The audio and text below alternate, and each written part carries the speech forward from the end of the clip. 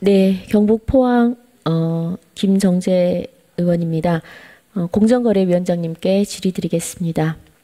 예, 부위원장 참석했습니다. 네, 네. 최근 그 언론에 따르면은 네. 그 상호 출자 제한 대상인 34개 대기업 집단의 내부 거래 현황을 한번 살펴봤습니다. 지금 계열사 분석한 결과를 보면 계열사 한 106곳이 2018년도 매출 1,000억이 넘고 내부 거래 비중이 50% 이상입니다. 한마디로 얘기하면 모기업인 대기업이 계열사들을 다 먹여 살린다 해도 과언이 아닙니다.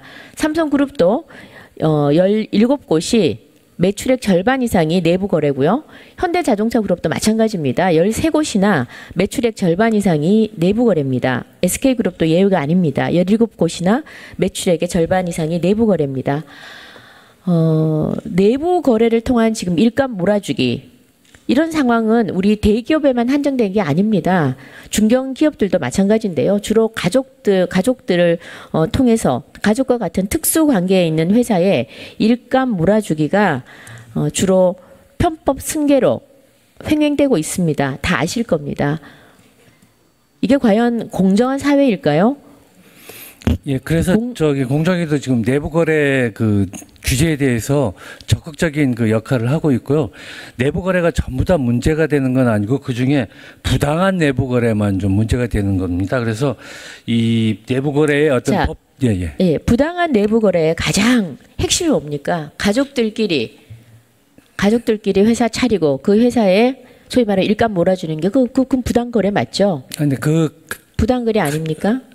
뭐 정상적인 어떤 거래 그 가격으로 거래를 한다거나 공정한 경쟁을 해치는 것이 그게 공정사회의 가장 저는 적이라고 생각하고 반칙이라고 생각합니다. 그건 동의하시죠? 예, 맞습니다. 예. 네. 그래서 지금 소위 말하면 뭐 없는 사람들이 이렇게 못합니다. 소위 가진 자들이 저지르는 그들만의 일감 몰아주기, 이런 일을 통해서 우리가 소위 반칙과 부당 거래에 대해서 평범한 대한민국에 열심히 일하려는 사람들이 분노를 금치 못하는 겁니다. 그래서 이런 내부 부당 거래나 아니면 부당 일감 몰아주기, 이게 지금 대한민국 경제 생태계 또 사회 전반에 악영향을 미친다고 생각을 합니다. 가장 뿌리 뽑아야 될 적폐죠. 여기는 동의하시죠? 예, 맞습니다. 한번 가정해 보겠습니다, 위원장님. 그 사립학교 재단의 이사장이 본인 이사장이 있는 건설회사도 함께 운영하고 있는 그런 상황입니다. 학교 이사장이 학교에 신축 건물을 지어야 됩니다. 그 건축 공사를 본인이 운영하고 있는 건설회사에 맡긴다면 이것은 어떻습니까? 그리고 또 그 공사를 또다시 본인의 아들의 아들 회사에 하도급을 준다면 이거는 정상적인 거래입니까? 그래서 그게 문제가 된다면 공정거래법이든 아니면 세법이든 아니면 다른 법에 알고 계시겠지만 지금 조국 후보 일가에 일감 몰아주기 부당거래 얘기를 하는 겁니다. 예. 아버지가 학교 이사장이에요. 그리고 아버지가 신축 건물 짓는데 발주를 하고 수주를 하는데 자기 회사가 아버지가 있는 건설회사가 수주를 합니다. 그리고 아들한테 다시 하도급을 줍니다. 그리고 그 학교는 또 공사 대금을 주지를 않아요. 그 아들은 16억 공사 대금을 못 받은 것을 2번이나 소송을 거쳐서 16억 채권이 100억으로 아주 화려한 변신을 합니다.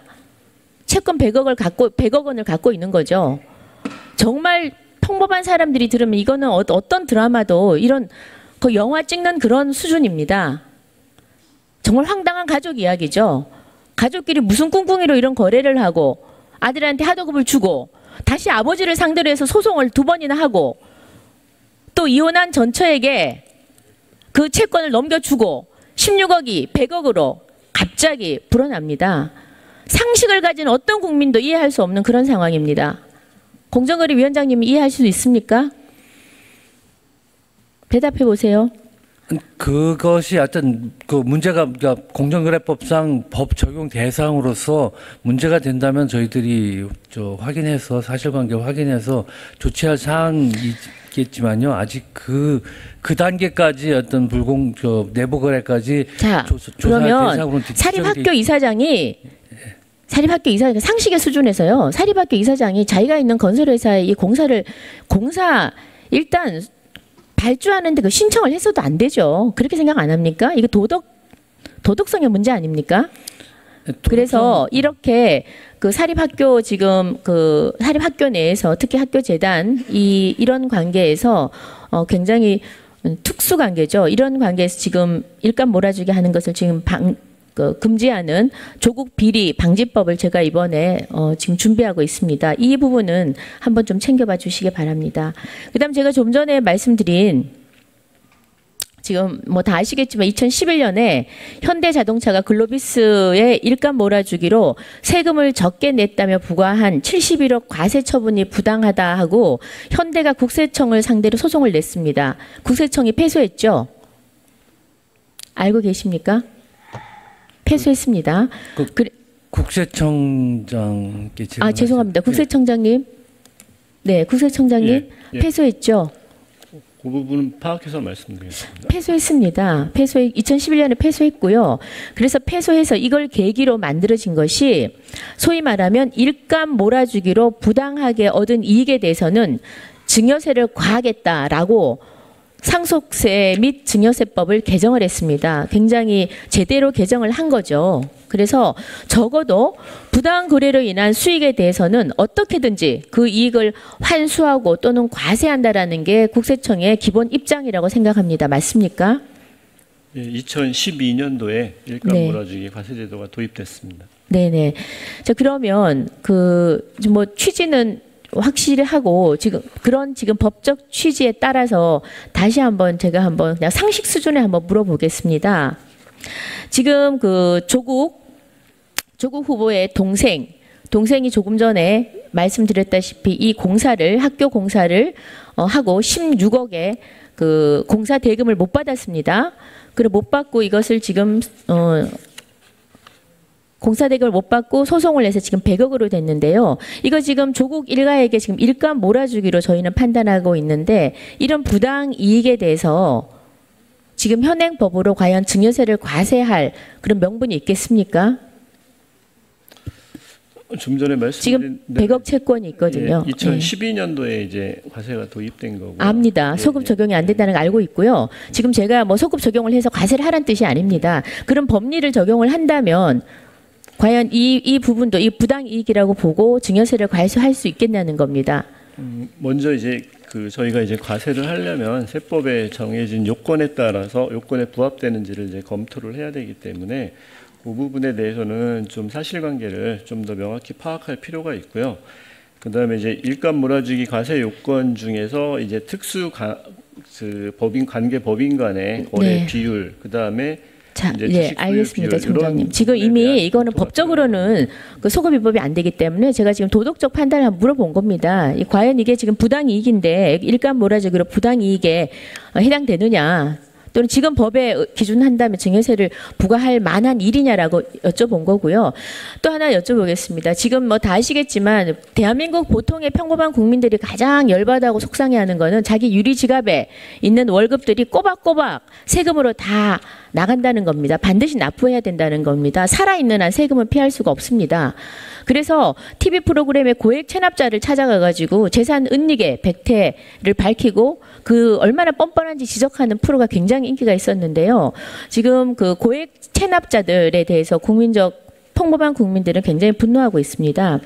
그래서 이 고액 체납자들이 그러면 어떻게 대부분 써먹는 어떻게 세금을 피하나 봤더니 위장이혼이 있습니다. 그래서 제가 국세청에 어떻게 주로 고액 체납자들의 위장 이혼 사례가 있는지 물어봤더니 뭐 여러 가지 사례가 있는데 주로 부동산을 양도하고 배우자와 위장 이혼한 후에 빼돌린 양도 대금으로 다시 배우자 명의의 부동산을 구입하는 것, 이런 게 굉장히 많다고 합니다. 다시 저희가 조국 일가의 이야기를 한번 해보겠습니다.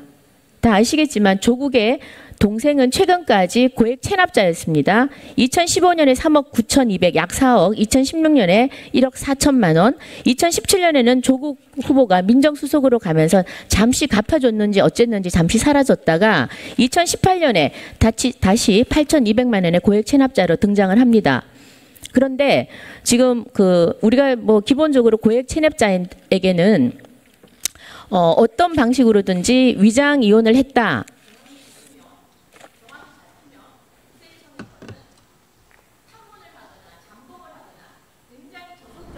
이 위장 이혼 사실을 찾아내서 반드시 징수를 하고 있는 걸로 알고 있습니다. 지금 많은 뉴스에서 언론에서도 지금 조국 후보 남동생이 위장 이혼에 정황이 속속들이 드러나고 있습니다. 알고 계시죠? 총장님 알고 계시죠? 언론에 보도된 사항에 대해서 알고 있습니다.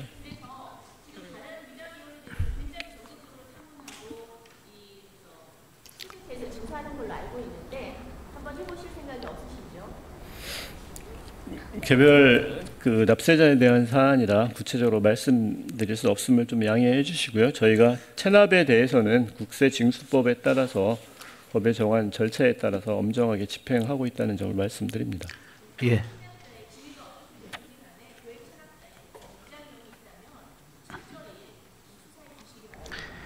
예, 수고하셨습니다.